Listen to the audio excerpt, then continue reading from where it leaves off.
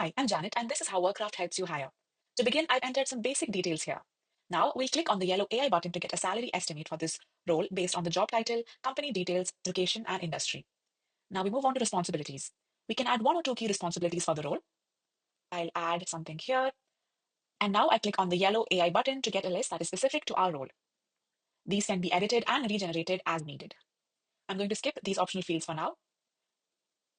Moving on to the candidate requirements. I'll enter one key requirement here and let AI generate the rest using the yellow button. You can edit this if you want. I'm going to remove this and this. Next, we have the competency framework. The competency framework is a unique feature. I'm going to click on this yellow button to generate a customized competency framework. And while that loads, here's what's cool about it. First, it allows us to define the perfect candidate based on skills, knowledge, and abilities. Second, it helps our AI evaluate candidates with a high level of confidence. Now we see that the competencies are generated. Each competency has a definition along with 3 levels of skill. And each level of skill comes with indicators which are specific actions or accomplishments that demonstrate a person's level of expertise in the skill. We can choose which level of skill we require from the candidate by selecting between beginner, intermediate, and expert. Now that we've defined our perfect candidate, we move on to knockout questions. The knockout questions are generated based on the competency framework. Logistical questions are also available but aren't used to evaluate candidates. I'm going to click on this yellow button to generate the logistical questions. And each knockout question is tied to a competency which is going to affect its score when a candidate responds. On the next screen, we generate the job description. Then we can proceed to publishing the job. I'm going to publish the job now. And here, when you click on this button, you can see what the job looks like. There's the job description, some basic details. Our knockout questions are here. And this is where a candidate would apply.